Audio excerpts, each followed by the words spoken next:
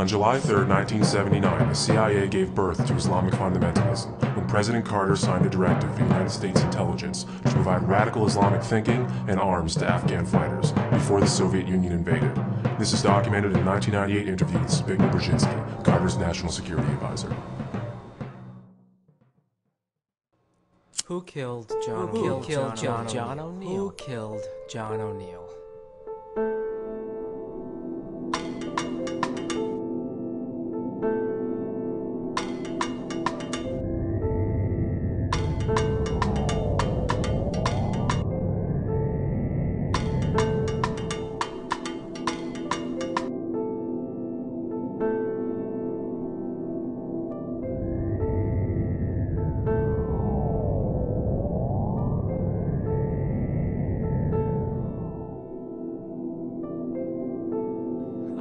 I haven't slept in a month. I don't eat. Barely. I don't shower. I don't shave. In a month. I don't see anybody. I don't talk. I can't remember the last time I spoke to anyone or even left my. I don't do anything but think.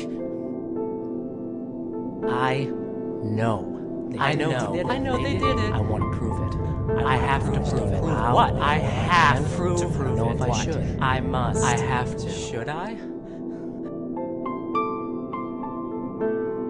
Council on Foreign Relations, Trilateral Commission, Bilderberg Group, the CIA, Kissinger, Brzezinski, everybody. Everybody's in. Why don't more people figure out the puzzle? Why don't they care?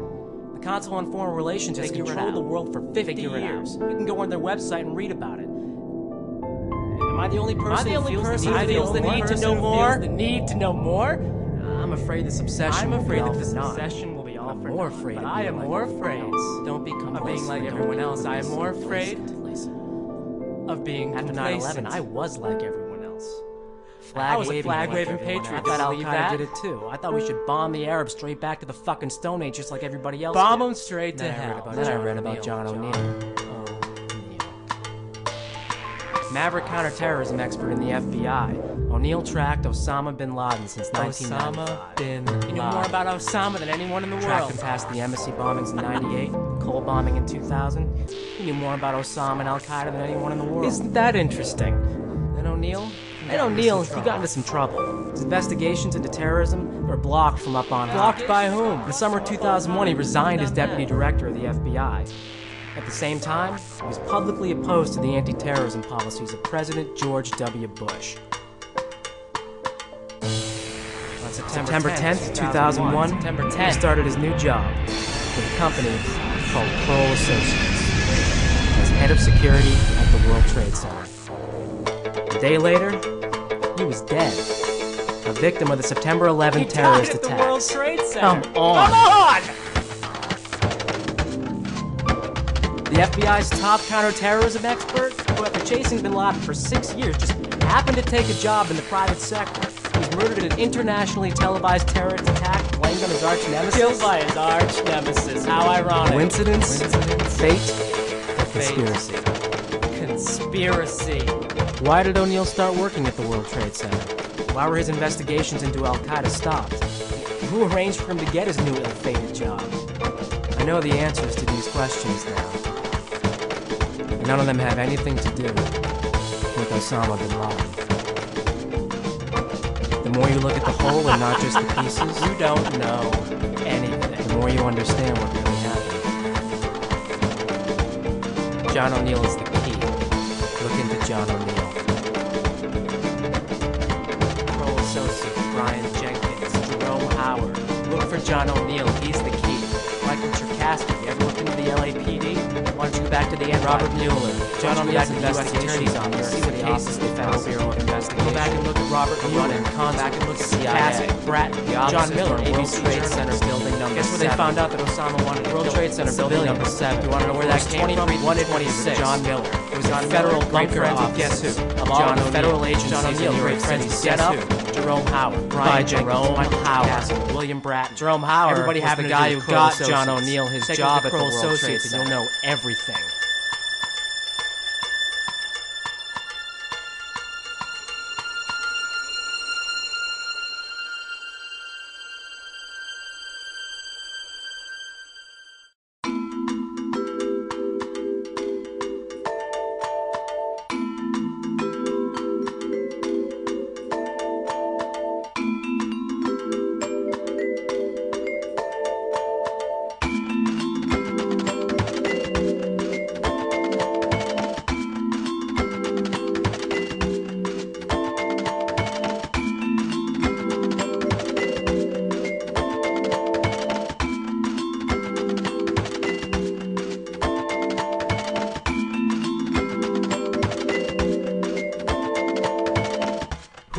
killed John O'Neill? And why?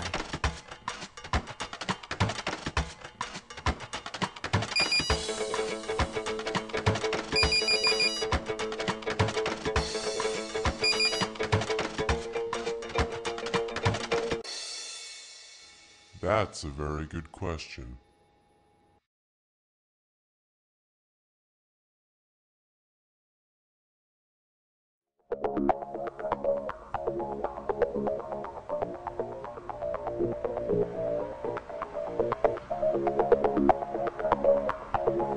So who did kill John O'Neill? To understand what happened to John O'Neill, you have to know what happened on 9/11. I am prepared to listen. Are you sure? I am sure.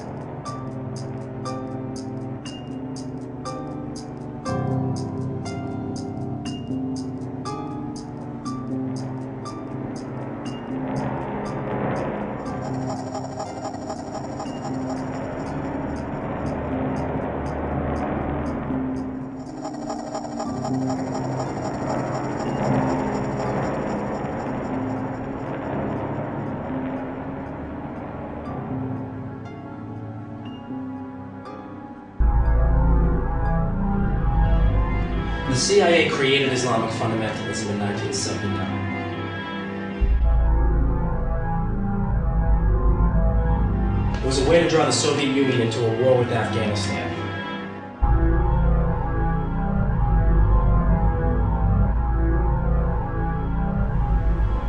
It gave the Soviets their Vietnam War. It destroyed their economy and dispelled support of communism. It was a smart thing to do, wasn't it? Well, not without a price. See, during the war, the US, UK, and Pakistan all supported groups of Arab fighters known as the Mujahideen. Two of the freedom fighters were Ramzi Youssef and Osama bin Laden. Books printed by the University of Nebraska and paid for by the US Department of Education taught the Mujahideen radical theories of Islam and treated them to math problems and literature exercises riddled with allusions to guns, bombs, tanks, just overall general killing. You know, they trained them to be violent, and then they wonder why they become terrorists. It would seem that creating a radical branch of Islam pales in comparison to ending the Cold War. It would seem that way, yes. But after the Soviets withdrew, the Mujahideen were left without political support in a war-torn, impoverished, and socially unstable nation-state. So they started a second resistance movement, this time aimed toward the United States. And the primary group formed at this time, in the late 80s, was Al-Qaeda. Al-Qaeda was an intelligence operation from its start, straight up to now. That's a very dangerous thing to say. Even though it's true. See, from its inception, Al-Qaeda has been trained, funded, armed, and supported by the Pakistani intelligence agency, the ISI. The ISI, by its own disclosure, is an arm of the American CIA. It's a very ominous association in light of what happened on 9/11. It's not the first time it came back to bite us in the ass. Iran-Contra, the Sandinistas in Nicaragua. I mean, there are plenty of others that haven't been as widely reported as that one. Iran-Contra is not a far cry from the CIA's involvement with Al-Qaeda. You're right. Iran-Contra channeled money to states already considered terrorist nations like Iran, Iraq, Libya, Lebanon. And as the other half of the handshake, trillions of dollars in illegal narcotics have made their way into this country from the Middle East, the Far East, and Latin America. It shows a pattern of fraud and complicity by the U.S. government to promote instability abroad to further their domestic agenda. And it goes a long way to explain its governance of the ISI and Al-Qaeda. It is frightening how tightly ISI and Al-Qaeda fit together, isn't it? It's more frightening how often the major media typically ignore it. The media seem too busy trying to scare us all into submission. Yeah. By aiding the government and covering up the truth and thereby giving credence to the bogus official story. Where is ISI in the official story? The official story of 9/11 implicates a man named Omar Sheikh Saeed as the paymaster for lead hijacker Mohammed Atta, and a man named Khalid Shaikh Mohammed as the operational mastermind behind the attacks. Both men are well-known ISI agents. How do I know the name Saeed? Well, probably because he's one of the most infamous terrorists known to man. You may know him by another name, too, because he has about a half-dozen aliases.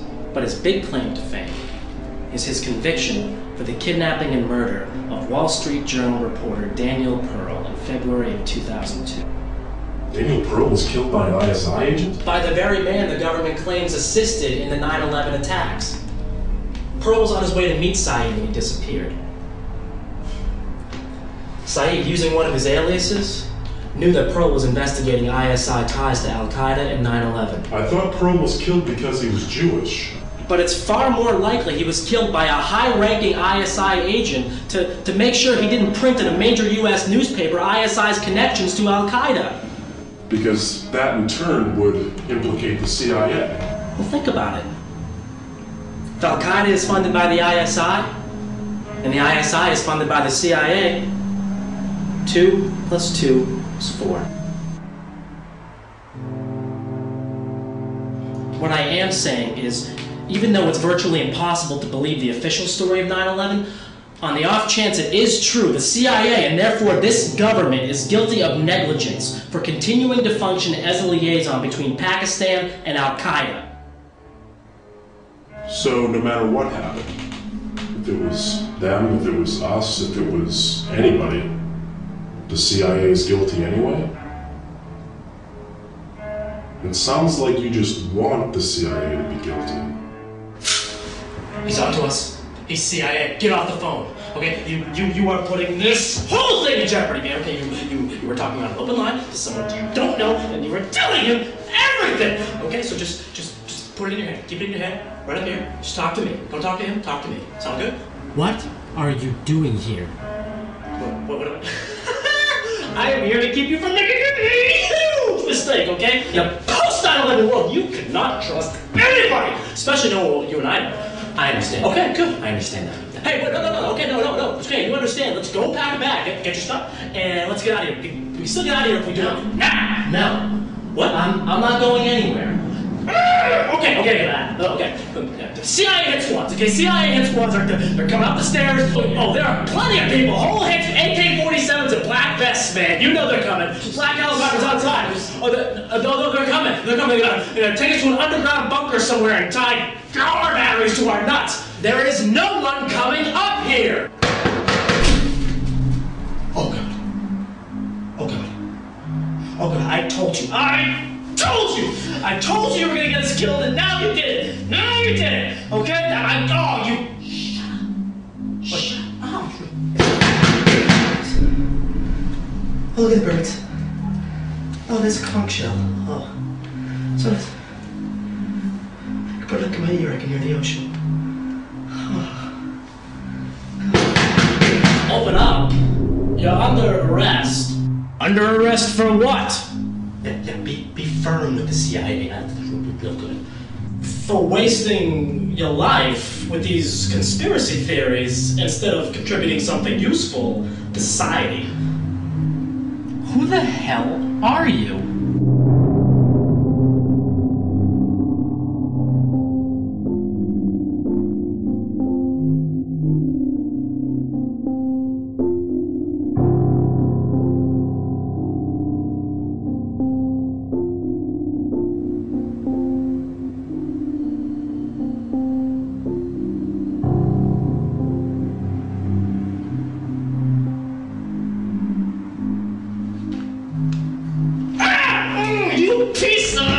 I'm the guy that's gonna knock some sense into you two. You think this is funny? You think this is fun? Oh, I swear to God I'm gonna kill you, anybody who looks like you. And you. Ooh, I'm the CIA.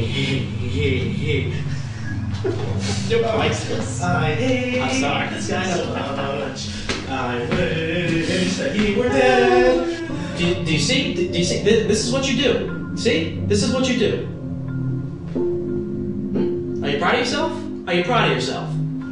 Well, what's the matter? Now you can't take a joke? I was on the phone. Okay? First, he bothered me, now you're interrupting. It's a good thing I did, too. Keep you from running your mouth over the phone about things you can't prove and have no business even speculating about. What are you talking about? I'm talking about what you've been doing this whole time. He is a traitor. He is not a traitor. Be gone with thee! Hang up that phone.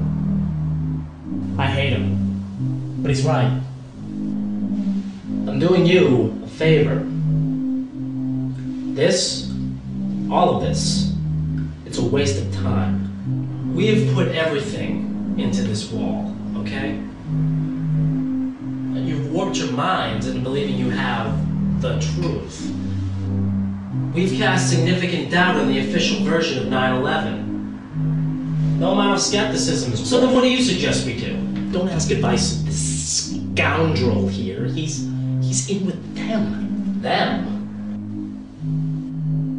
Answer my question. You know exactly what we should do. Give up. Get washed up. Shower. Shave. Let's go get laid. Let's do what everyone else has done in this country. Let's move on with our lives. You are a stupid, ridiculous little man. Move on, knowing what we know. As usual, you've missed my point, psycho. We only know 3 things about 9/11. 3 planes crashed, 3 buildings collapsed, and damage was done to the Pentagon. Everything else is just wild conjecture, and therefore doesn't matter. That is exactly why further investigation is required. Required by us? Why? Because it is our duty. Your duty, maybe. Not mine. Unless we're all in this together, we will fail. Convince me then.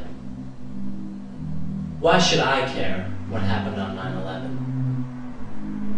Why is it my duty to know what really happened? September 11th was the most absurd day of all time. I've often thought that. The masses were inundated with hordes of information, all of it pointing to this shadowy terrorist network and its maniacal supervillain Osama bin Laden. Within hours, it seemed as if the government had solved the crime without even gathering any evidence. It did seem a bit forced, I'll grant you. Oh, preach on, brother phone man! Yeah!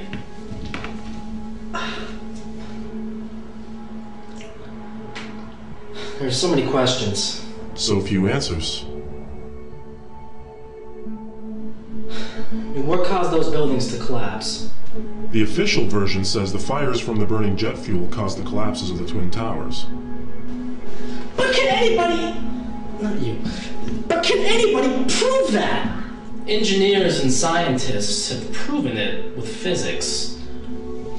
And other engineers and scientists have proven with physics that that didn't happen. What do you mean?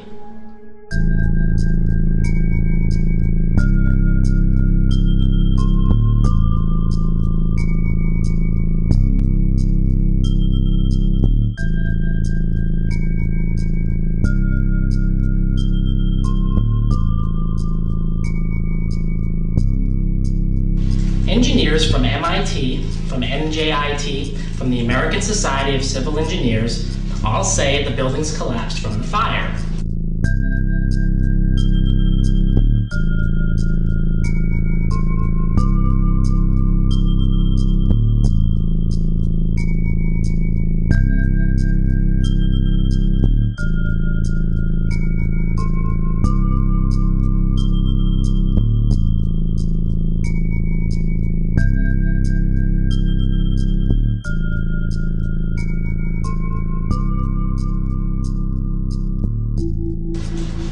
See?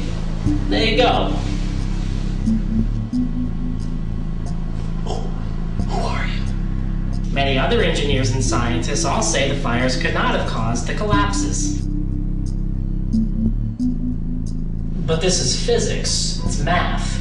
It's not up for debate. It is if you don't have all the information. No one knows how hot the fires burned, how wide or fast the fires spread, how long the jet fuel burned, or even what they don't need to know. They have the designs of the buildings, which of course have never been released to the public. And they can make a very well-educated guess. And that's not proof! So why is the official story being shopped around as the official truth? Because no one can prove it's wrong.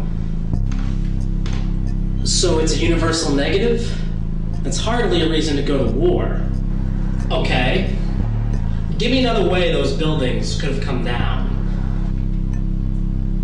Could have been a controlled demolition. It certainly looked like controlled demolitions. And if you look at some angles of replays of the Twin Towers falling, you can actually see squibs where explosive charges are going off. Those could just be latent explosions from the interior buckling of the buildings. The point is, it can't be proven with physics. You know, one person can argue and prove mathematically that one thing happened, while another person can argue and prove the exact opposite. Without the basic tools needed for understanding what was happening inside each building, it is impossible to prove anything. And with absolutely no proof, this government's reaction to 9/11 has essentially been one huge, gigantic hate crime against Muslims. That's because it was first a hate crime against us. Go back to Skull and Bones, you neocon, Republican, Nazi, fascist, Zionist, Satanist piece of shit. Shut up, both of you, okay? Focus. There's one anomaly I've yet to mention here. Which is? Never in the history of construction has a single skyscraper ever collapsed due to fire. Never? Not once. So 9/11 was a historic day for controlled demolitions experts. Now you don't even need the explosives. You can just crash a plane right into the building and let the collapse take care of itself. You're right. It's a bit convenient that 3 buildings fell from fire on the same day when it had never happened before in history. Which brings me to Building 7. For reasons that have never adequately been explained, World Trade Center Building Number 7 collapsed at 5 p.m. that afternoon. Something's always bothered me about that. It was the strangest thing, and no one ever talks about it. Building 7 was not hit by a plane. But there were fires raging on floors 8, 11, 12, 13, and 18. Those floors in order were the American Express Bank, the Securities and Exchange Commission, Standard Chartered Bank, and Citigroup. Those are 4 financial institutions. Is that a coincidence? There's no such thing as a coincidence. So what? So all the floors on fire had to do with money. Big deal. No, that building also had the offices of the Secret Service and the IRS and the clandestine home to the New York branch of the CIA. I mean, imagine what kind of, incriminating evidence went down in those buildings. Incriminating? How?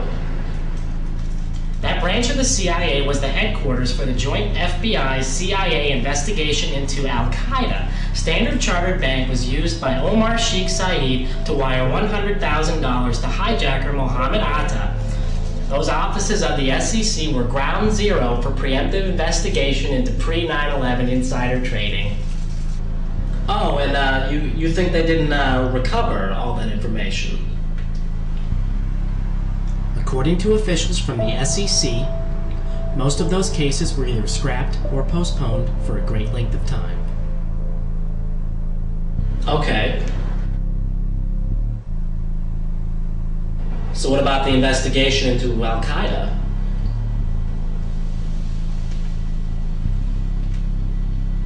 That was being headed by FBI agent John O'Neill. Which brings us back to your original question. Who killed John O'Neill? And why?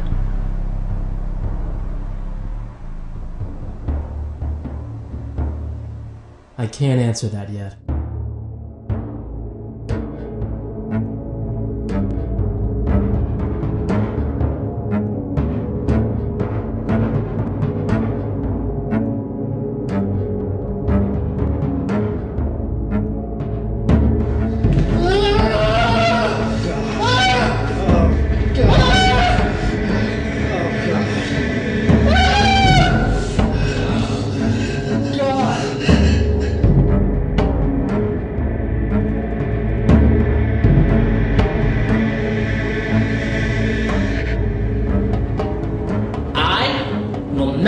You destroy all of this.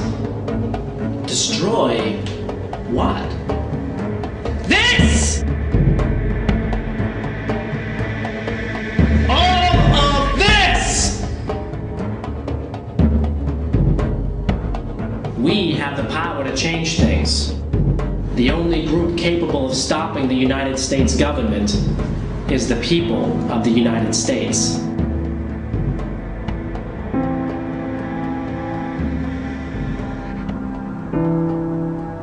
There are several reasons 9/11 was allowed to happen. Allowed to happen by whom? By our government. Why would the United States government allow the 9/11 attacks to occur? It is the oldest trick in the book.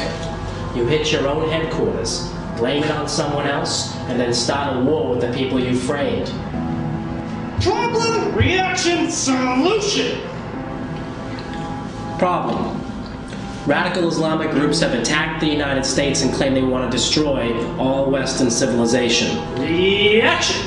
War must be waged against those who are afraid, and security must be expanded at home. Solution? No more terrorist attacks. Very informative. I can play along too. I can. Wait, I've got one. Wait. Problem. You're both pissing me off. Reaction. I hate you. Solution. Go fuck yourselves. This wasn't the first time it happened. Give me an example.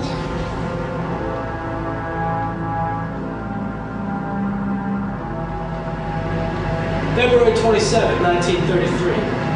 Just 28 days following Hitler's appointment as Chancellor, the German Parliament building, the Reichstag, mysteriously burns to the ground.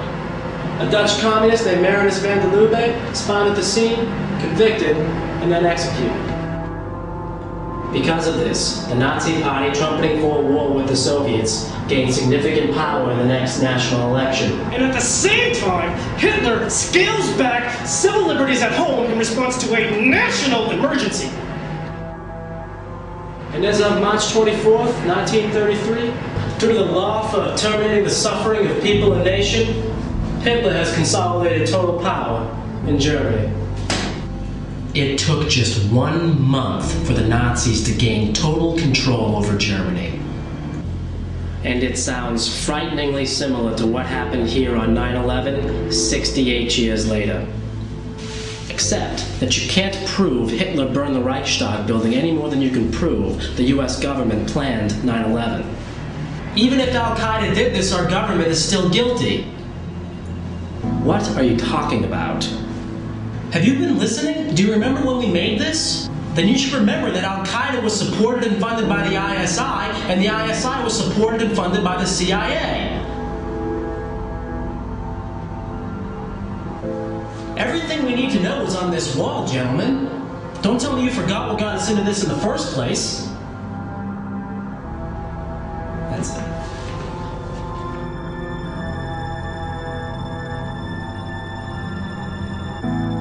If we are going to do anything, we all have to be clear on every single detail on this wall.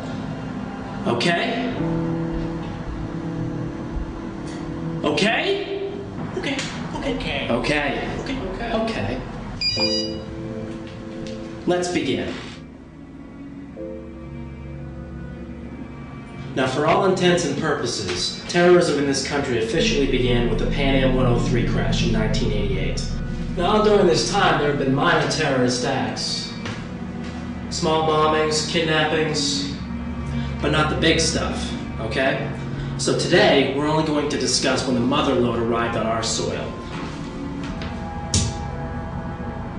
On February 26, 1993, a bomb went off in the World Trade Center. 6 people were killed and thousands were injured. The idea was to knock the North Tower into the South Tower so both would fall onto Wall Street. But that date is important. Do you know what that date signifies? It's the second anniversary of the end of the Gulf War. And who was blamed for that attack? Muslim extremists. Ramzi Youssef, Muslim extremist. Former Mujahideen fighter Ramzi Youssef entered the country on an Iraqi passport. Now, he was sentenced to death by Manhattan Federal Court on September 11th, 1996. Are we beginning to see a pattern here? These Arabs sure have an affinity for anniversaries. Someone sure does. Now, what is their obsession with the World Trade Center? Well, you'll remember that we were all told that the World Trade Center was a target for terrorism because of one reason. It was the home base of the US economy. But then we're told at the same time that the terrorists targeted us because of our values, because of our freedoms. So why bomb the World Trade Center when structures like the Statue of Liberty or the Washington Monument are far brighter beacons of freedom? Why indeed? I warrant that the first World Trade Center attack was a staged event, a psyop, its sole purpose being to shine a light on the World Trade Center towers, to convince people that they were future targets of terrorism.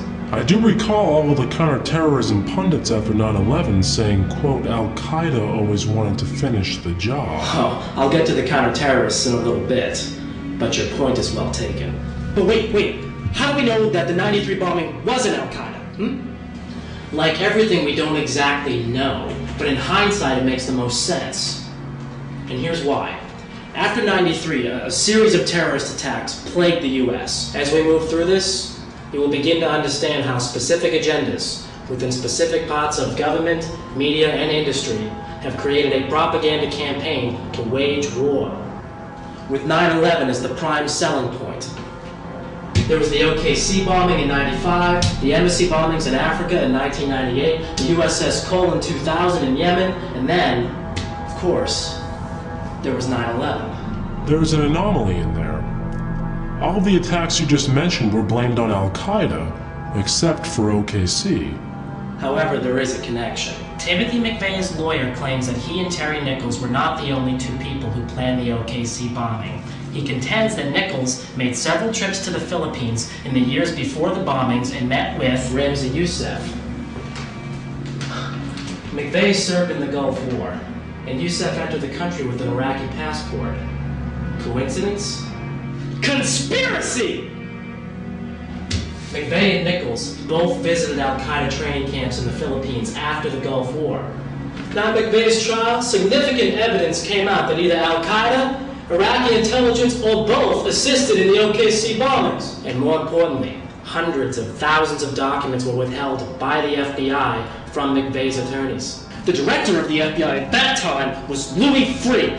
Now, no one knows what these documents contain, but they very well could have had evidence that McVeigh, Nichols, and other conspirators planned the OKC bombing. See, that doesn't make any sense. Why wouldn't the government want to blame al-Qaeda for OKC? Because it wasn't 9/11. Neither was the first World Trade Center bombing. You have to realize that the planning for 9/11 was years in advance, maybe even decades. All the terrorist activity leading up to it, they're just little side notes, little warnings of what was to come. So OKC is part of a larger plan. Exactly. All part of the same PSYOP. What's a PSYOP? A PSYOP is a clandestine intelligence operation. Okay, they are used to shift people's perceptions to a predefined agenda. PSYOPs are used in conjunction with more overt actions called military ops. So PSYOPs are conducted by taking an already established belief and then creating something false around that to take advantage of it. So you can see how easily a PSYOP could have been created surrounding 9/11. You begin by teaching Muslims a new version of Islam, full of violence and extremist beliefs. This sets up one part of the PSYOP, the patsies. Then, over the years, you slowly mold the patsies into a fully functioning military operation. Guns, bombs, tanks, the works. Now, the patsies hate you, but they have no idea that you are the one supporting them, because you use an intermediary, someone they believe is on their side.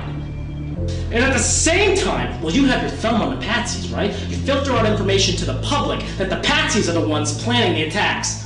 So when the attacks happen, it is so easy to convince the public the patsies are at fault. But on the flip side, the patsies are doing nothing but talking tough and just committing smaller, less devastating attacks, while you yourself conduct the military op and carry out the more destructive major strikes.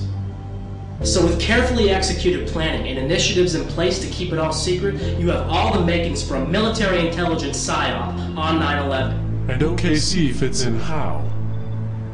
Al-Qaeda is not the only enemy in this war on terror. Ever since this country's inception, a much larger, deeper, darker threat has existed against the powers that be. Dissent. Oklahoma City, it shone a light on militia groups and cults that were bent on dismantling the U.S. government, typically through military action.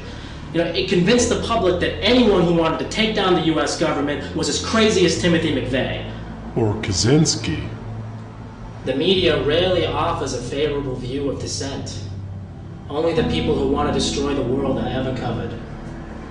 So just like the WTO convention, the protests in Seattle in '99, OKC discredited any movement questioning the federal government. Anyone questioning the real motives behind 9/11 would automatically be grouped in with people like McVeigh and Nichols, just by association and without even saying a word. So OKC was blamed on domestic terrorists as a means of stomping down dissent in this country. All in preparation for 9/11. So who was running the PSYOP? Have you ever heard of a company called Kroll Associates? The name sounds familiar. Oh, I guarantee you have seen Kroll on television. They are champions of counterterrorism. This is where the counter-terrorists come in? Maybe they didn't run the PSYOP, but they sure as hell did cover it up. My friend, Kroll was bigger than you could possibly imagine. Kroll Associates is a global securities and intelligence firm. Publicly traded and privately managed, Kroll specializes in large building security and industrial espionage. In 1993, Kroll got a contract to manage security at the World Trade Center. They held that position up until the moment the towers fell. The current CEO of Kroll is Michael Cherkasky. Cherkasky is a former assistant district attorney under Robert Morgenthau in Manhattan. The former employees of Kroll include people like William Bratton, a former police commissioner in Boston and New York City, and now chief of the LAPD. And then, of course, there's Brian Jenkins. Based out of Los Angeles, Jenkins is the country's foremost expert on aviation terrorism. Now working for the powerful think tank, the RAND Corporation, out of Los Angeles, Jenkins is a noted counterterrorism pundit and appears on many talk shows and news magazines. And lest we forget, Jerome Hauer. Jerome Hauer, the go-to guy for bioterrorism. In an investigation of 9/11, Hauer's name comes up more than anybody else's. As a managing director of Kroll in New York City, Hauer was responsible for doing security at the World Trade Center. Jerome Hauer is also the guy that got Joe O'Neill his job as head security at the World Trade Center. Yes, he did. Just prior to this, Jerome Hauer was Rudy Giuliani's right-hand man in New York, where he headed up the Office of Emergency Management, OEM, FEMA, in New York City. And it was by Jerome Hauer's suggestion that Mayor Giuliani constructed what became known as the Federal Bunker Offices in the World Trade Center Building Number 7. Fireproof, bomb-proof, bulletproof, these OEM offices were basically Giuliani's headquarters in New York City. Until WTC-7 collapsed on 9/11. That is incredible. Besides just these jobs, Hauer has been the #1 bioterrorism expert in the whole world. He is a well-known advisor to the Council on Foreign Relations, formerly worked for the National Institute of Health, and is currently the head of the Office of Public Health Preparedness. And on the morning of 9/11, just as the attacks were happening, Hauer instructed the entire White House staff to go on Cipro, the anti-anthrax drug. Now, how did he know anthrax was going to become an issue? Well, as fate would have it, Hauer worked in 1999 with Stephen Hatfield, the prime suspect in the anthrax attacks at the Scientific Applications International Corporation, the SAIC. This company, the SAIC, was awarded a huge biodefense contract after 9/11. Hatfield, a well-known friend of Jerome Hauer, was working on the military-grade anthrax program at U.S. AMRID, Fort Detrick, Maryland. And Battelle. Don't forget Battelle. A chemicals company with long-standing ties to the CIA. Hauer was well aware of the U.S. AMRID project in Maryland. So is Hauer CIA? Kroll is CIA! Come on! We don't know that. Oh, yes we do. Yes we do. I mean, their intelligence is not just gonna come right out and say it. But you know what they do. You know what they do. Oh, you know it. They are private intelligence! A managing director there has said, quote, Kroll is like a private CIA. He knows what's going on. He knows what's going on. And there are other companies like Kroll as well. There's T&M Protection, run by Robert Tucker. Tucker met with O'Neill and Hauer the night before 9/11. They had drinks at Elaine's. There's Strang Hayes Consulting. There's Wackenhut Corporation. Then there's CTC International. The Cohen Group. And then there's Strategic, formerly called Securicom. Strategic also had a contract to do security at the World Trade Center. Securicom also had security contracts with Dulles International Airport and United Airlines. And remember, United had 2 planes crash on 9/11. And one of those planes came from Dulles. Now, an interesting note about Securicom is that from 1993 to 2000, one of its principal shareholders was a man by the name of Marvin Bush! Marvin Bush. Marvin Bush. The president's younger brother. That's an interesting connection. But not necessarily indicative of anything. It's 6 degrees of separation. Bushy jumping brother doing security at the World Trade Center is something that needs to be seriously investigated!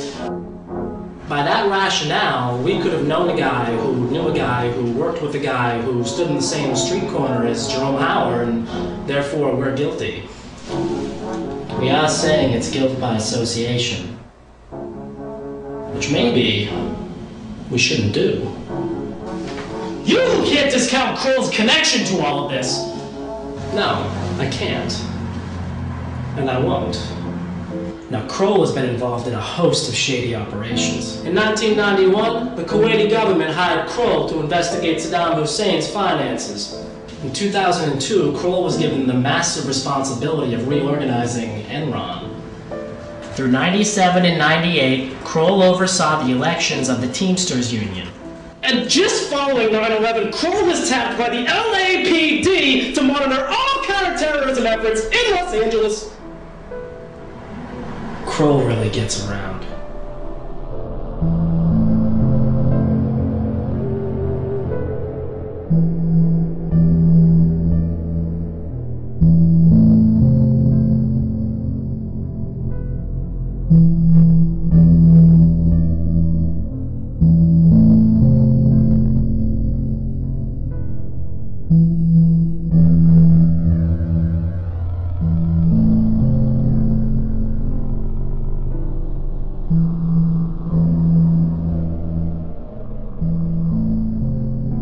Kroll is tied to the FBI as well. The director of the FBI during Waco and the first World Trade Center bombing was a man by the name of William Sessions. Now, when he left the Bureau, he became a shareholder of Kroll. And the next FBI director was Louis Freeh. And Louis Freeh's top advisor at the Bureau was a guy named James Bucknam. Guess where he works now? He's a managing director of Kroll. Freeh is now a senior vice president at the MBNA Credit Card Corporation. His specific duties include personnel and security. Next to Enron, MBNA was the largest campaign contributor to George W. Bush in 2000. One of Freeh's deputy directors was James K. Kallstrom. With a K. At the time of 9/11, Kallstrom was head of New York State's Office of Public Security. And he also works at MBNA with Louis Freeh. And both Freeh and Kallstrom are well-known friends of Jerome Hauer. Now, it has been rumored that MBNA was one of the companies heavily involved in pre-9/11 insider trading, which would have been investigated by the SEC in New York City, but all those records went down In World Trade Center 7. You want to know what really gets me? I'll tell you what really gets me. How all these guys, how Cherkasky and Jenkins and Bratton and Howard, just how the hell did they become terrorism pundits, huh? I mean, they draw themselves out on TV all the goddamn time saying Al-Qaeda this and terrorist threat that and from our research and blah, blah, blah. Just where the hell do they get all their information? I hate to say it, but he's right. They aren't official law enforcement or intelligence, yet somehow they became the foremost experts on counterterrorism. A lot of them are former law enforcement. But terrorism is one of the most closely guarded fields of all intelligence. Why would you leak information just to a couple of buddies and allow them to trumpet all that information on national television, To build up the propaganda campaign, obviously. To frame up Al-Qaeda before and after the fact. Look, we've all got to understand that a company like Kroll, even though it won't disclose its intelligence ties, is intimately linked to the CIA. But if we're saying that the CIA runs domestic terrorism operations, we are saying Kroll does as well. These people have so much information about terrorism because they're either deeply rooted to intelligence, or they are intelligence, privatized in order to make their work legal and untouchable by Congress. Oh God. Are we saying that the people who run counterterrorism May very well be the terrorists themselves.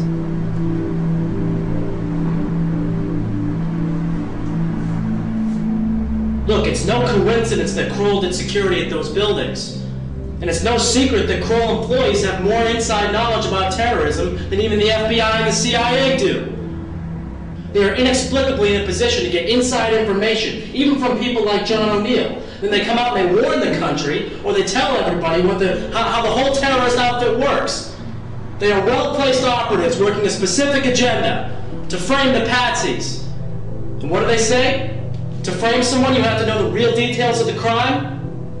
Kroll is our suspect number one. No one had more means, motive, or opportunity to commit this attack. You can't be serious. What you're saying is suicide. You do not go out and publicly accuse a company like Kroll Associates of being a publicly traded terrorism company, okay? These people profit from insider knowledge of coming terrorist attacks.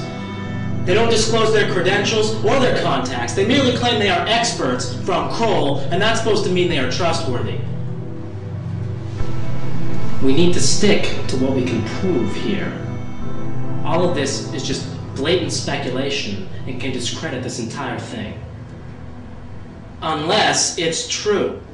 This is not how you run an investigation. You do not just dream up a hypothesis and then change the evidence to make it come true. You follow your leads, which led to Kroll! But not to this wild theory. I'm sure that these counter-terrorists are involved somehow, but there is no proof whatsoever that they took part in any of the attacks or even had any foreknowledge. So does that mean we just forget about it? Move on to the next topic? No. It means we don't get sidetracked. We can't just go flapping our lips about any old theory that we want to. So then how does Kroll get their information? How do these guys, of all people, know information that even our paid law enforcement and intelligence officials don't know? I mean, how does one become a terrorism expert anyway? You already have your answer. Former FBI directors on their board, former biowarfare experts within their infrastructure, members of major think tanks as directors, former U.S. attorneys as executives. This company is filled with people who could have had prior knowledge and just kept their contacts secret. This is a security company, after all. And one of the most important security issues facing the world in the last 20 years has been security from terrorism. That's where they get all their information. That is how they become counterterrorism experts. He has a point. There is clearly something wrong with Kroll, but we can't jump to conclusions. So then where do you think Kroll fits into this whole thing? They're just a group of for-hire thugs. They come in and trump up the charges on whoever needs to be guilty, and then they fade back into the shadows. The only thing I see them being guilty of is misleading the public. And the purpose of that? Maybe you're right. Maybe it is to cover up their crime. Or maybe, and so that people will hire them to secure their buildings. Maybe they take advantage of 9/11 the same way that Bush does. They take advantage of 9/11 for profit. Come on! Cherkasky is their CEO! It's obvious he's dirty! Obvious to us, yes. Look, Cherkasky takes us back to New York. Let's focus on that.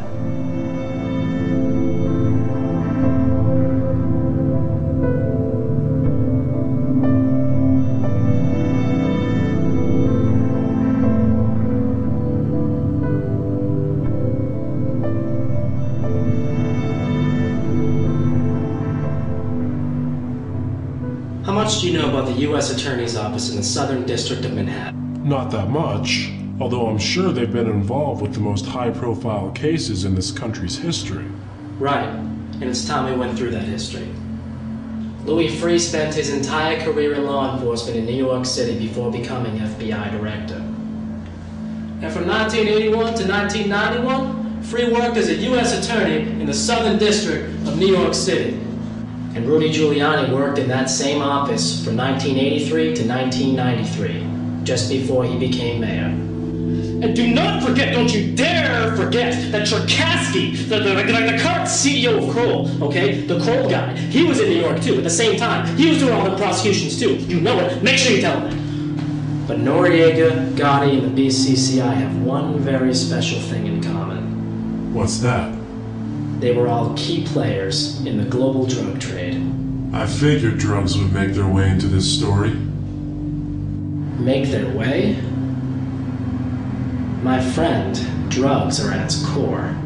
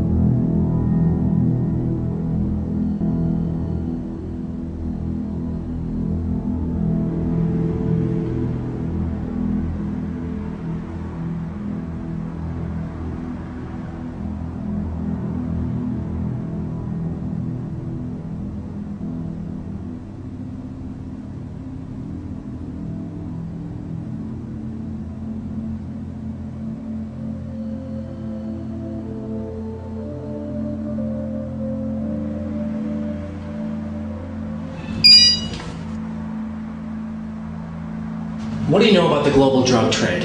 Only what I read in the papers. Then you know nothing. This is covered with even less honesty in the mainstream press than 9/11 is. I've always assumed intelligence was involved. As usual, your assumption would be correct. The war between the Soviets and the Afghans ended in 1979.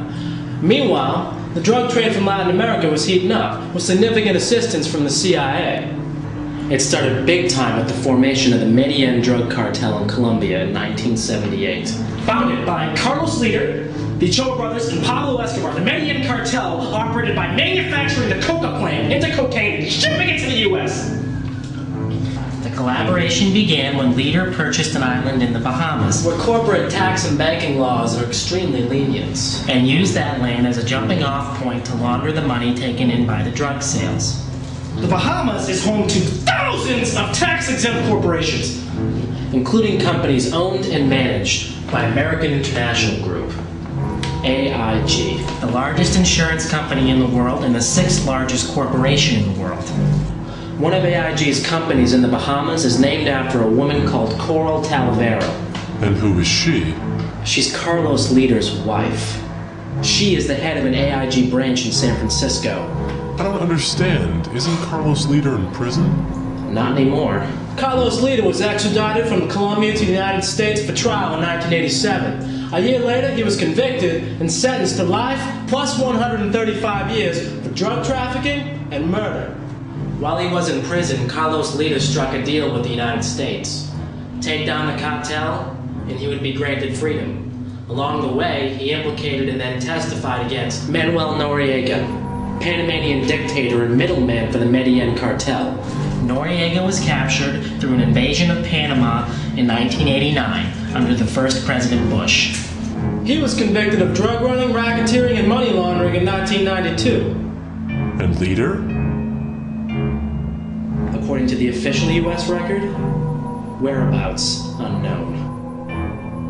See, there's one thing that ties all these points together. The cartel, AIG, the CIA, the Contras, Noriega. One thing connects them all. The BCCI. The Bank of Credit and Commerce International, or for our discussion today, the granddaddy of all money laundering scams. The BCCI was and remains the largest instance of fraud and bankruptcy in global history. Located out of Abu Dhabi, the BCCI operated without fail throughout the 70s and 80s as a money laundering and investment finance bank. This is documented in the investigation by Morgenthau and Cherkasky in New York, but also by the investigation in the United States Senate, which was headed by Senator John Kerry. Financial ties can be made between the BCCI and Manuel Noriega through his facilitation of the drug trade. By 1992, the BCCI was broke and busted up by U.S. authorities. However, one point about this rarely mentioned case is that a principal shareholder of the BCCI, right, is a guy named Khalid bin Mahfouz. Khalid bin Mahfouz, a Saudi financier and investment banker, whose other claim to fame is his dubious investment in a company called Harkin in the late 80s. Harkin? Isn't that one of George W. Bush's companies? The man with a 20% stake in the largest money laundering operation the world has ever seen saved our president's business career. Khalid bin Mahfouz has also been implicated as one of many very prominent Saudis who has funneled money to Osama bin Laden. That would make President Bush someone who has done business with a known terrorist! Bin Mahfouz. Regardless, the drug trade is going to escalate in the 1980s. And why wouldn't it? Reagan is your president, and Bush is your VP. Okay, the greatest drug smuggler in the history of drug smuggling was a guy named Barry Seal. Barry Seal, okay? He was an admitted CIA agent, okay? He was contracted at least as back as like the early 60s. In the early 60s, Barry Seal was living in New Orleans, where he joins a Civil Air Patrol unit, whose captain is an eccentric fellow by the name of David Ferry. Joe Pesci from JFK? Ferry was, by all indications, a conspirator in the JFK assassination. And another member of the Civil Air Patrol unit is Lee Harvey Oswald. So the drug trade is somehow tied to the JFK assassination? Seemingly. But the connections don't stop there. Barry Seal was a pilot, a great pilot by all accounts. Now everyone assumes that David Ferry was a getaway pilot for the assassins in Dallas, so it's possible to presume that Barry Seal was one as well. In late 1963, Seal is seen in a picture with Frank Sturgis and Felix Rodriguez. Sturgis was indicted and convicted as one of the 5 Watergate burglars. He testified in court that his handler on that assignment was E. Howard Hunt. Hunt, you remember, worked in the Nixon White House. Now, the Rockefeller Commission, investigating illegal acts by the CIA in the 70s, regarded both Hunt and Frank Sturgis as possible conspirators in the JFK assassination. What is Barry Seal doing in a photograph with a possible JFK assassin? But it's the other man in the Seal photograph who has a more ominous distinction. Felix Rodriguez was a Cuban refugee. In the late 50s, he began working with the CIA to recruit more refugees for an invasion of Cuba. This was done under the direction of the CIA agent Ted Shackley. Incidentally, Ted Shackley also worked the Far East drug trade.